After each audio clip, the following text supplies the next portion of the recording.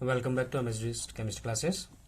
Dear students, previous lecture में हम लोगों ने आपको बताया था डोबर्नियर क्लासिफिकेशन ट्राइड सिस्टम दिया था जो उन्होंने, और दूसरा न्यूलैंड्स लॉ ऑफ ऑक्टेव के बारे में समझा था।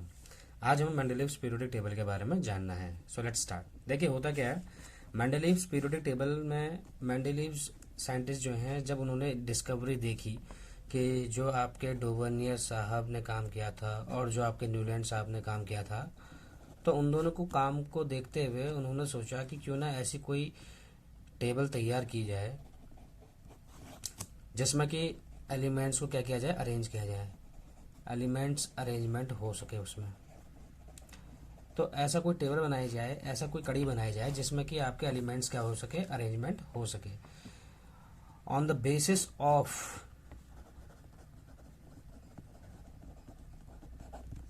Fundamental property. Okay, on the basis of fundamental property and similarity of chemical and physical properties. Chemical and physical properties. इसके अलावा एक जो सबसे इम्पोर्टेंट है, एक तो फंडामेंटल प्रॉपर्टी पर इसका अरेंजमेंट होना चाहिए, दूसरा similar chemical and physical properties पर अरेंजमेंट होना चाहिए। ओके, और तीसरा जो इम्पोर्टेंट है इसमें वो है बेटा आपका कि एटॉमिक मासेस के आधार पर। अब देखिए ये आधार था किसका, जो मैंने आपको बताया, ये था हमारे मेंडलीव साहब का। तो मेंडलीव जी ने जो था अपनी रिसर्च की थी इन चीजों के ऊपर कि उन्होंने एलिमेंट्स को अरेंज किया उनके फंडामेंटल प्रॉपर्टी के बेस पर, similar physical and chemical properties और एटॉमिक मास इसका आधार रखा गया। एक्चुअली जो हमारे मेंडलीव साइंटिस्ट थे, अगर उनकी जीवन परिचय की बात करें तो इनका जो जन्म है 1834 में हुआ और मृत्यु जो थी उनकी 1907 में हुई। रशिया के साइंटिस्ट थे, केमिस्ट थे, तो ये रशियन केमिस्ट हुए, रशिया में इनकी पैदाइश हुई। और उसके बाद ये अपना जो रिसर्च है वो श्रेय अपनी माता को देते हैं। कहते हैं कि उनको माता ने सिखाया था कि किस तरीके से जो है साइंस के ज़रिए हम अंधविश्वास, अनट्रूथ, इन सब चीज़ों को दूर भगा सकते हैं। तो उनकी खोज में क्या था, उन्होंने सबसे पहला जो पहलू पकड़ा था वो था fundamental properties, chemical and physical properties और एटॉमिक मासेस। इस आधार पर उन्होंने क्या किया, अपनी एक अरेंजमेंट दी सीरीज। अब उन्होंने क्या किया कि वो एक रशियन केमिस्ट, जब उन्होंने इनका आधार रखा तो उन्होंने क्या देखा कि उन्होंने एग्जामिन किया, क्या एग्जामिन किया, relation between atomic mass and physical and chemical properties. अब उसने एक रिलेशन देखा, क्या चीज देखा उसने, एक तरीके से हम बोल सकते हैं उसने कंक्लूजन दिया अपना। एक्चुअली उन्होंने क्या किया कि जब एलिमेंट्स को अरेंजमेंट किया तो एलिमेंट्स को अरेंजमेंट करते वक्त उन्होंने ये तीन बेसिस को आधार रखा, और जब उन्होंने कंक्लूजन निकाला तो उन्होंने क्या पाया कि जो आपका एटॉमिक मास होता है, एटॉमिक मास जो होता है और जो उसकी फिजिकल या केमिकल प्रॉपर्टी होती है वो दोनों एक दूसरे से कोरिलेट करती हैं। इसका मतलब ये है इन दोनों के बीच में एक ना एक प्रॉपर्टी एग्जिस्ट करती है जो इन दोनों को एक दूसरे से कोरिलेट कर रही है। अब वो चीज़ क्या है उसको हम समझते हैं। एक्चुअली केमिकल प्रॉपर्टीज का मतलब यहाँ पे क्या है उसको समझे पहले। जैसे इन्होंने बोला atomic mass, physical properties and chemical properties. अब देखिए क्या है इसमें केमिकल प्रॉपर्टी का मतलब क्या है। उन्होंने क्या किया, जितने भी एलिमेंट्स थे, और उन दिनों एलिमेंट्स की जो डिस्कवरी हुई थी वो 63 एलिमेंट्स थे बेटा। उनके समय पे जो एलिमेंट्स की डिस्कवरी की थी मैक्सिमम 63 एलिमेंट्स खोजे गए थे। तो उन्होंने उन्हीं एलिमेंट्स को किया इस तरीके से अपना अरेंजमेंट किया। एक्चुअली हुआ क्या था, यहाँ पे जो केमिकल प्रॉपर्टीज की बात कर रहे हैं हम, जब उन्होंने अपनी पूरी रिसर्च की तो उसमें रिसर्च में उन्होंने क्या देखा कि जो कंपाउंड्स होते हैं, कुछ जो बनते हैं, the compounds formed by elements with oxygen and hydrogen. उन्होंने क्या किया कि ऐसे कंपाउंड्स को मैं ऑक्सीजन और हाइड्रोजन के साथ रिएक्शन कराता हूँ, जितने भी एलिमेंट्स हैं उन एलिमेंट्स की रिएक्शन क्या की उन्होंने। 63 एलिमेंट्स थी, 63 एलिमेंट्स में से उन सभी एलिमेंट्स को पहले ऑक्सीजन से रिएक्शन कराया और एक ऑब्जर्वेशन कैलकुलेट किया, उन्होंने नोट किया। ऐसे हाइड्रोजन से उन्होंने क्या किया, रिएक्शन करवाई और देखा ऑब्जर्वेशन। ऑक्सीजन के साथ कराने पर ये बनाते थे ऑक्साइड्स और हाइड्रोजन के साथ ये बनाते थे कंपाउंड्स हाइड्राइड्स। और ये जो ऑक्सीजन और हाइड्राइड्स प्रॉपर्टी है ये किसी भी एलिमेंट की केमिकल प्रॉपर्टी को क्या करता है, एक दूसरे से अलग और यूनिक बनाता है। तो उन्होंने केमिकल प्रॉपर्टीज के नाम पर इस तरीके से क्या किया था, डिवीजन किया था। तो उन्होंने अपने पीरियोडिक टेबल में ऑक्साइड्स और हाइड्रोजन से बनने वाले एलिमेंट्स को ही लिया था। एक्चुअली ऑक्साइड और हाइड्रोजन से बनने वाले एलिमेंट्स को ही क्यों लिया गया, उसका रीज़न ये है क्योंकि जो ऑक्सीजन है और या तो जो हाइड्रोजन है वो मोर रिएक्टिव एलिमेंट्स हैं। वो मोर रिएक्टिव एलिमेंट्स का मतलब ये हो गया कि ये क्या करते हैं, मैक्सिमम नंबर ऑफ एलिमेंट के साथ क्या कर सकते हैं, मैक्सिमम नंबर ऑफ एलिमेंट्स के साथ क्या कर सकते हैं, बॉन्डिंग कर सकते हैं। ओके, तो इसी वजह से क्या किया गया, ऑक्सीजन और हाइड्रोजन को क्या किया गया, केमिकल प्रॉपर्टीज का आधार लिया गया ताकि उससे हम क्या कर सके, सारे एलिमेंट्स को डिफर कर सकें। तो ये जो बातें थी आपकी अभी, इसमें आपने ये देखा कि किस तरीके से केमिकल प्रॉपर्टी के आधार पर मेंडेलीव जी ने क्या किया था, इसको डिवाइड किया था। अब हम देखेंगे कि दूसरा उन्होंने आधार क्या लिया था अपनी पीरियोडिक टेबल बनाने के लिए। देखिए कैसे किया उन्होंने जो अपने 63 कार्ड्स थे, 63 एलिमेंट्स के 63 कार्ड्स बनाए उन्होंने, और इन 63 कार्ड्स को क्या किया, उनकी हर किसी को पिन करते गए, उनकी प्रॉपर्टीज को क्या करते गए, रीड करते गए। उन्होंने एक एक करके सभी एलिमेंट की प्रॉपर्टी को, हर एक कार्ड को इस तरीके से अरेंज किया। उन्होंने 63 कार्ड्स को इस तरीके से क्या कर दिया, इन्होंने अरेंज कर दिया। ओके, 63 कार्ड्स अरेंज करने के बाद उन्होंने क्या किया, सभी के नीचे उनकी उनकी क्या कर दी, केमिकल प्रॉपर्टीज लिख दी सभी के नीचे। और इस तरीके से उन्होंने एक वॉल पे इस तरीके से टेबल का फॉर्मेशन किया। और वो टेबल मैं आपके सामने बना रहा हूँ कि उन्होंने जो इसमें प्रॉपर्टी देखी वो क्या देखी, पहले ये समझ लेते हैं। एक्चुअली उन्होंने क्या किया कि सारे एलिमेंट्स को शॉर्ट आउट करने के बाद उन्होंने उनकी chemical properties, similar chemical properties, जितने भी एलिमेंट्स थे यदि वो इसके नीचे आ रहे थे, इसका मतलब ये सिमिलर केमिकल प्रॉपर्टीज थे और इनको एक साथ रखा गया। दे वर प्लेस्ड टुगेदर। कौन से एलिमेंट्स जिनकी प्रॉपर्टीज कैसी थी, सिमिलर थी। अब उन्होंने क्या देखा, इसकी प्रॉपर्टीज तो सिमिलर थी लेकिन इसका अरेंजमेंट उन्होंने ये भी देखा कि जब सारे एलिमेंट्स को जब इन्होंने क्या किया था, इंक्रीजिंग एटॉमिक मासेस के बेस पर अरेंज किया था। जब उन्होंने एलिमेंट्स को इंक्रीजिंग एटॉमिक मासेस के बेस पर अरेंज किया तो इस वजह से क्या हुआ कि उनकी जो प्रॉपर्टीज थी वो सारी की सारी प्रॉपर्टीज क्या हो रही थी, एटॉमिक मास से कोरिलेट कर रही थी। वो कैसे देखेंगे, इसकी वजह से क्या हुआ, फिर पीरियोडिक रिकरेंस होना शुरू हो गया। अब यहाँ पर पीरियोडिक रिकरेंस का मतलब क्या है उसको समझिए। पीरियोडिक रिकरेंस का मतलब होता है कि एक समय अंतराल के बाद किसी चीज़ की प्रॉपर्टी दोबारा से रिपीट होना, उसे हम पीरियोडिक रिकरेंस बोलते हैं। तो इसमें क्या होता है, एलिमेंट्स का पीरियोडिक रिकरेंस होने लग गया। Periodic recurrence of elements with similar properties. और वो प्रॉपर्टीज केमिकल भी हो सकती हैं और फिजिकल प्रॉपर्टीज भी हो सकती हैं। इसका मतलब ये हुआ कि जब एलिमेंट्स को उनके एटॉमिक मासेस के बेस पर, इंक्रीजिंग ऑर्डर के बेस पर अरेंज किया गया तो ऐसे केस में ये देखा गया कि उनकी केमिकल प्रॉपर्टीज भी एक समय के बाद, एक समय अंतराल के बाद दोबारा से रिपीट हो रही है जब एलिमेंट्स को क्या किया, एटॉमिक मासेस के बढ़ते हुए अरेंज क्रम में रखा गया। ओके, तो ये चीज़ें से कंक्लूजन क्या निकाला लास्ट में, मेंडेलीव बोलते हैं, उनका जो बेस लाइन है वो ये है कि properties of the elements are the periodic function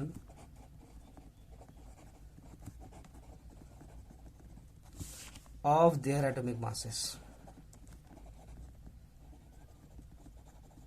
अब इसका मतलब समझते हैं ये है क्या, इस लाइन का मतलब मेंडेलीव ने कहा था कि जो एलिमेंट्स की प्रॉपर्टीज होती हैं, properties of the element means कोई एक एलिमेंट आपके पास, एलिमेंट 1, ओके, इसकी जो भी प्रॉपर्टी होगी इसको हम मान लेते हैं प्रॉपर्टी 1। ओके, जो properties of the element, element की जो प्रॉपर्टी है, ये एलिमेंट उसकी जो प्रॉपर्टी है वो पीरियोडिक फंक्शन है ऑफ देयर एटॉमिक मासेस। इसका मतलब ये हो गया यदि इसका एटॉमिक मास 1 होता है तो उसके बाद किसी समय अंतराल के बाद, फॉर एग्जाम्पल 1 2 3 4 5 6 7 8, देन उसके बाद 9th जो एलिमेंट है वो उसकी प्रॉपर्टी आपकी 1 की जैसे दिखा रहा है। तो इसका मतलब क्या है कि जो एक एलिमेंट है वो एलिमेंट अपनी प्रॉपर्टी का रिपीटिशन एक समय अंतराल के बाद जरूर दिखाएगा। और कब होगा, जब एलिमेंट्स को इंक्रीजिंग एटॉमिक मास के आधार पर क्या क्या होगा, अरेंज किया गया होगा। और ऐसे केस में क्या होगा, आपको रिपीटिशन केमिकल प्रॉपर्टीज का या फिजिकल प्रॉपर्टीज का दिख जाएगा। तो ये कहते थे आपके मेंडलीव्स पीरियोडिक टेबल के बारे में। अब इसकी पीरियोडिक टेबल देख लेते हैं कैसी उन्होंने थोड़ी सी रचना की थी। एक्चुअली है क्या, यहाँ पे देख लेते हैं। जैसे ये ऑक्साइड है और उन्होंने हाइड्राइड लिए थे, जैसा कि आपको भी बताया। तो ऑक्साइड्स और हाइड्राइड्स कैसे होते हैं, जैसे R2 हाइड्राइड्स होगा आपका RH, इसी तरीके से RO, ये होगा RH2, ये होगा आपका R2O3, ये होगा आपका RH3, RO2 यहाँ पे हो जाएगा आपका RH4, इसी तरीके से R2O5, ये हो जाएगा आपका RH3, फिर हो जाएगा आपका RO3, ये हो जाएगा RH2। देन इसके बाद और आगे है तो ये हो जाएगा आपका R2O7, ये हो जाएगा RH, लास्ट में RO4। काउंट कीजिए आपका 1 2 3 4 5 6 7 एंड 8। और इस तरीके से इनके आधार पर ऐसे ब्लॉक, इस तरीके से आपने क्या बनाया था, पीरियोडिक टेबल तैयार था और इसके नीचे एलिमेंट्स को रखे गए थे। और ये आपके पीरियड्स, और पीरियड्स कितने थे, 1 2 3 4 5 6, कितने पीरियड थे, 6। ये आपके पीरियड्स कहलाते हैं जितने भी हैं, और ये आपके ग्रुप्स कहलाएंगे। तो कितने ग्रुप हुआ करते थे, 1 2 3 4 5 6 7 और 8, ये इसी के कंटिन्यूएशन में। ओके, और पीरियड्स कितने थे, 1 2 3 4 5 एंड 6। फोर्थ, फिफ्थ और सिक्स्थ में आपके पास दो दो सीरीज हुआ करती थी, first series second series, first series second series, first series second series. आप अपनी एनसीईआरटी बुक देखिएगा, उसमें आपका ग्रीन कलर में ये आपका मेंडलीव पीरियोडिक टेबल बनाया गया है, उसी का एक छोटा सा डायग्राम आप लेकर समझाया जाएगा आपको। तो इसमें क्या किया गया, जैसे एक एग्जाम्पल लेते हैं, इसमें एलिमेंट्स को अरेंज किया गया, कई तरीकों से एलिमेंट्स को अरेंज किया गया। कहीं कहीं उसने क्या कर दिया कि एम्प्टी बॉक्सेस छोड़ दिए, खाली खाली बॉक्सेस छोड़ दिए। अब उन्होंने क्या देखा, सारे एलिमेंट्स को किस आधार पर अरेंज किया, उनके हाइड्राइड्स और ऑक्साइड्स के रूप में। एक एग्जांपल लेके चलते हैं हम, जैसे मान के चलो RO2 और RH4 का एग्जांपल लेते हैं। अब देखिए जहाँ पे RO2 लिखा हुआ है और जहाँ RH4 लिखा है, इसका मतलब ये ऑक्सीजन के साथ बनाने वाला कोई एक ऐसा एलिमेंट हो जो यही बनाता हो। R मीन्स एलिमेंट, कोई भी एक एलिमेंट ले लीजिए।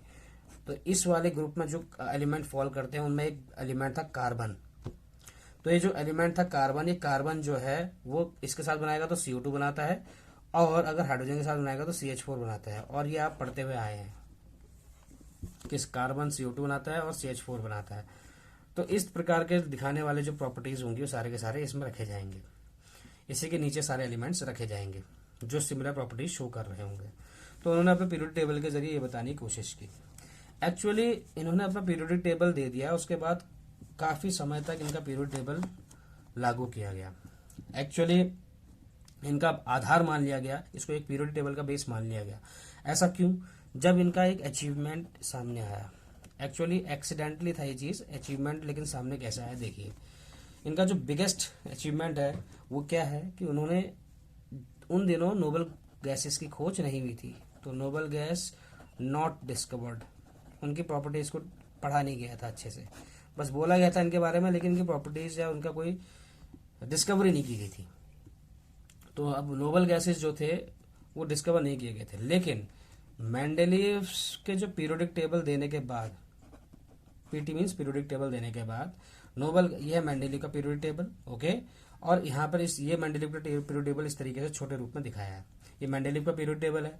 तो अब इस जो आपके नोबल गैसेस डिस्कवर कर लिए गए थे, जो नोबल गैसेस, एक्चुअली जो इनकी प्रॉपर्टीज स्टडी की गई, तो इससे ये पता चला कि जो इनकी प्रॉपर्टीज होती हैं, फिजिकल और केमिकल प्रॉपर्टीज जो होती हैं, वो आपकी क्या होती है, डिफरेंट होती है फ्रॉम अदर एलिमेंट्स। जितने भी एलिमेंट्स उन दिनों डिस्कवर किए गए थे और मेंडलीव के द्वारा अरेंज किए गए थे, उन एलिमेंट्स में से इस वाले नोबल गैसेस की जो एलिमेंट्स की प्रॉपर्टीज होती है वो डिफरेंट होती है। इसके अलावा ये लेस रिएक्टिव होते हैं, मीन्स केमिकली इनर्ट होते हैं। इसका मतलब ये है, केमिकली इनर्ट का मतलब that they are less reactive, और लेस रिएक्टिव होने की वजह से किसी और के साथ रिएक्शन करते नहीं है, इसलिए ये अपने ही रूप में एग्जिस्ट करते हैं डायटोमिक फॉर्म में। तो देखिए इन प्रॉपर्टीज की वजह से ही नोबल गैसेस को फिर एक सेपरेट ग्रुप में रखा गया। तो इसके लिए एक सेपरेट ग्रुप बनाया गया, ओके, और उसमें नोबल गैसेस को क्या किया गया, प्लेस किया गया।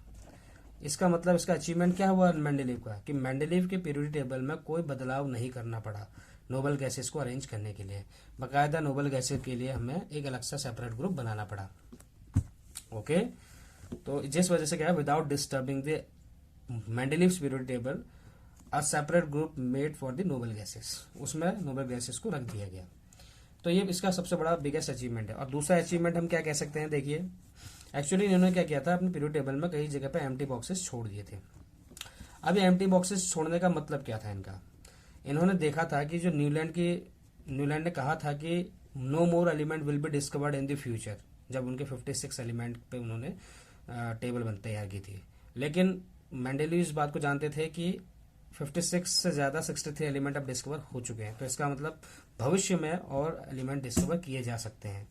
तो उन एलिमेंट्स, अगर कोई ऐसा एलिमेंट जिसका एटॉमिक मास अभी के एलिमेंट्स से कम हो और उसको डिस्कवर नहीं किया गया हो, और कभी वो अगर वो डिस्कवर हो जाए तो उसको कहाँ प्लेस किया जाएगा, इसीलिए उन्होंने क्या किया कि अपने पीरियोडिक टेबल में कुछ कुछ जगहों पर क्या किया, बॉक्सेस खाली छोड़ दिए गए, जहां पर उस एटॉमिक मास वाला एलिमेंट को प्लेस किया जा सके जब भविष्य में उसको खोज लिया जाए।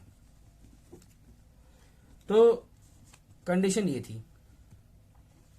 एक्चुअली ये जो एम्प्टी बॉक्सेस थे, इसमें आपके 3 एलिमेंट्स ऐसे थे, जैसे एक एग्जांपल के साथ समझते हैं, boron, aluminium and silicon. Actually boron, aluminium और सिलिकॉन में अगर एक जोड़ दिया जाए, एका बोला जाता है इसको, संस्कृत वर्ड है जिसको एका मतलब एक। तो एका बोरोन, अगर इसको बोला जाएगा एका बोरोन, इसे बोला जाएगा एका एल्यूमिनियम, और इसे बोला जाएगा एका सिलिकॉन। तो एका बोरोन किसको बोला जाएगा, जब बोरोन वाली कंडीशन में आकर, मान के चलो आपके पास एक कंडीशन दे रखी है यहाँ पे, ठीक है। अब इसको हम समझने की कोशिश करते हैं। यहाँ पे देखिए पीरियोडिक टेबल आपके पास इस तरीके से, मेंडलीव का पीरियोडिक टेबल। मेंडलीव के पीरियोडिक टेबल में किस तरीके से, ध्यान से देख, आपके पास यहाँ पे बोरोन है तो बोरोन के जस्ट नीचे एल्यूमिनियम है, यहाँ पे कार्बन है तो उसके जस्ट नीचे सिलिकॉन है, जहां पर आपका मेंडलीव के पीरियोडिक टेबल में इनकी पोजीशन दे रखी है। ओके, स्कैंडियम जो है आपका वो जस्ट यहाँ आता है इसके नीचे, और गैलियम जो होता है उसके यहाँ आता है। ये जो होता है आपका, ये सब एक ही पीरियड में चलता है, ये एक ही पीरियड में चलता है। ओके, और यहाँ पर आपका जो होता है जर्मेनियम होता है। एक्चुअली है क्या, बोरोन से एक पीरियड आगे बढ़कर अगर खोजा गया एलिमेंट तो उसका नाम सिलिकॉन रखा जाएगा, मीन स्कैंडियम रखा जाएगा, सॉरी स्कैंडियम। और एल्यूमिनियम से एक ज्यादा एलिमेंट और खोजा गया तो ये क्या कहलाएगा, गैलियम। इसी तरीके से सिलिकॉन से एक ज्यादा अगर खोज लिया जाएगा तो उसको क्या कहलाएगा, जर्मेनियम। तो इस तरीके से एका बोरोन, एका एल्यूमिनियम, एका सिलिकॉन को नाम दिया जाता है scandium, gallium and germanium respectively. ये क्वेश्चन काफी बार पूछा गया है, तो आप इसको अच्छे से ध्यान दें। ओके, तो ये जो इसकी सेकेंड अचीवमेंट थी। अब इसके अचीवमेंट हमने डिस्कस कर लिए, अब इसके थोड़े से क्या कर लेते हैं हम लोग, इसके डीमेरिट्स के बारे में पढ़ते हैं। डीमेरिट्स में इसका मतलब हो गया ड्रॉबैक, या हम बोल सकते हैं लिमिटेशंस क्या हो सकती है इनकी। ओके, एक्चुअली लिमिटेशन इनकी जो पहली लिमिटेशन थी वो थी पोजीशन ऑफ हाइड्रोजन। क्या थी, पोजीशन ऑफ हाइड्रोजन। हाइड्रोजन की पोजीशन को स्पेसिफाई नहीं कर पाए थे। अभी कैसे नहीं कर पाए पोजीशन स्पेसिफाई, इसको समझते हैं।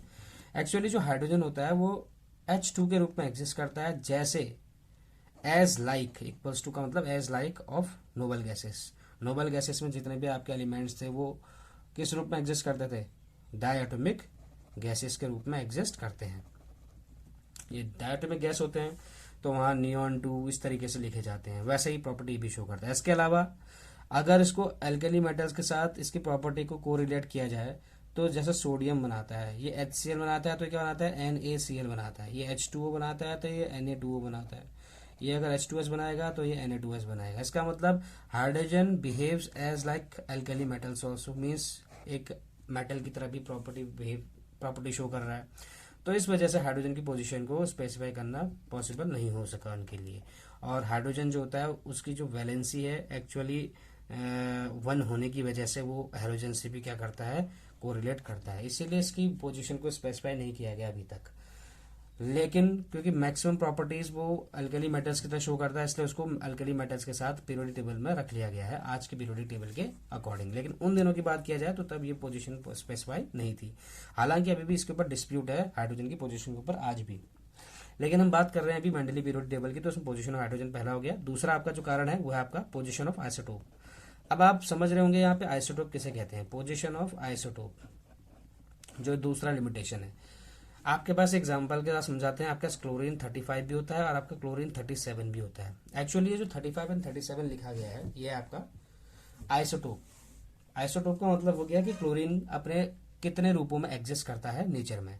तो यहाँ पर क्लोरीन 35 के रूप में एग्जिस्ट करता है और 37 के रूप में एग्जिस्ट करता है। जो 35 37 नंबर लिखे हैं यह इनके एटॉमिक मासेस है। ओके, ये इनके एटॉमिक मासेस हैं। तो एटॉमिक मासेस के अरेंजमेंट के आधार पर अगर हम आज पीरियोडिक टेबल में मेंडलीव की पीरियोडिक टेबल में इसको अरेंज करते हैं तो बताइए क्लोरीन जो वैल्यू 35 आएगी तो एक बार क्लोरीन को कहीं ना कहीं यहाँ रखना पड़ेगा। क्लोरीन 35 को एटॉमिक मास 35 है तो पहले इसको रखना पड़ेगा। उसके बाद 36 को आएगा, उसका 37 हमें यहाँ पर रखना पड़ेगा। क्लोरीन 37 यहाँ भी आ जाएगा। तो बताइए क्या क्लोरीन दोनों में क्लोरीन होने की वजह से, सिर्फ 35 और 37 होने की वजह से क्या इनकी पूरी प्रॉपर्टीज डिफरेंट हो जाएंगी? एक ही एलिमेंट है लेकिन एटॉमिक मासेस दोनों का डिफरेंट है, तो इनको अलग अलग ग्रुप्स में नहीं रखा जा सकता था। तो ये जो पोजीशन थी आइसोटोप्स की वो चीज क्या नहीं कर पाए, एक्सप्लेनेशन नहीं दे पाए मेंडलीव्स। उन दिनों पोजीशन ऑफ आइसोटोप का पता, आइसोटोप्स की जो है डिस्कवरी फिर बाद में की गई तो उससे पता चला कि किस तरीके से होता है। अब मींस जब मॉडर्न पीरियोडिक टेबल की डिस्कवरी की गई तो ओके। अब इसके बाद तीसरा जो है इसका वो है आपका uncertainty in atomic masses. Uncertainty in atomic masses का मतलब क्या है? मतलब ये हो गया कि आप अगर आप मेंडली पीरियोडिक टेबल देखेंगे तो मेंडली पीरियोडिक टेबल में आपको कुछ एलिमेंट्स ऐसे दिखेंगे जिसमें कि आपके प्रॉपर्टीज को मैच करने के, सिर्फ और सिर्फ प्रॉपर्टीज को मैच करने के चक्कर में, मतलब जैसे मान के चलिए एलिमेंट्स का ये अरेंजमेंट आपको यहाँ पे दिख रहा है। ओके, आपके पास 1 2 3 इस तरीके से एलिमेंट्स हैं। मान के चलिए कि X element, Y element and Z element है। अनसर्टेनिटी इन एटॉमिक मासेस का मतलब समझा रहे हैं। इसका मतलब ये हो गया कि जो आपके प्रॉपर्टी शो करने वाला जेड जो प्रॉपर्टी शो करेगा, फॉर एग्जाम्पल वो कर रहा था आपका एक्स की तरह, मतलब इसकी प्रॉपर्टी इसकी जैसी थी, लेकिन इसका जो फॉर्मूला है वो हाइड्राइड और ऑक्साइड की वजह से इस वाली कैटेगरी में फॉल हो रहा है। इस वाली कैटेगरी में जो भी कैटेगरी है और इस वाली कैटेगरी का हाइड्राइड ऑक्साइड बना नहीं रहा है। तो ऐसे केस में इसको क्या करना पड़ा, इसको सिर्फ प्रॉपर्टीज को मैच करने के लिए दो एलिमेंट्स को एक ही बॉक्स में रख दिया गया, जो कि आजकल के मॉडर्न पीरियोडिक टेबल में पॉसिबल नहीं है, और जिस वजह से उनकी प्रॉपर्टीज क्या हो गई, डिफरेंट हो गई। तो एटॉमिक मासेस में कुछ अनसर्टेनिटी इस वजह से पाई गई। चौथा, जो हैवियर एलिमेंट्स हैं आपके, जितने भी हैवियर एटॉमिक मासेस वाले एलिमेंट्स हैं, placed before the lighter elements. इसका मतलब ये हो गया, मेंडलीव कहते हैं कि एटॉमिक मास सबसे हल्का जो होगा पहले आएगा, फिर भारी वाला एटॉमिक मास, फिर इस तरीके से अरेंजमेंट करना है एलिमेंट्स का। तो मेंडलीव ने जो पीरियोडिक टेबल में अपने एलिमेंट्स का अरेंजमेंट किया था वो increasing order of atomic masses किया था, लेकिन उन्होंने कई जगह पर एलिमेंट्स की प्रॉपर्टीज को मैच करने के चक्कर में ये चीज देखी गई कि कहीं पर क्या है कि एलिमेंट्स जो हैं वो क्या हो रहे हैं कि जिनका एटॉमिक मास, फॉर एग्जांपल इसका 89 है तो इससे पहले वाले का 90 एटॉमिक मास है। तो उन्होंने क्या किया, हैवियर एटॉमिक मासेस को पहले रख दिया लोअर एटॉमिक मासेस से पहले। ओके, तो ये इसके डीमेरिट्स हैं। ओके, आप एक बार जरूर इस पूरी टेबल को अपनी एनसीईआरटी बुक से देखें, उसको समझें, जो आज का टॉपिक पढ़ा है उसको अच्छे से पढ़िए और इसको अच्छे से समझिए। अगर कोई आपके क्वेरीज हो, कुछ भी है, तो आप कमेंट सेक्शन में ज़रूर पूछिए। Till then keep doing work hard.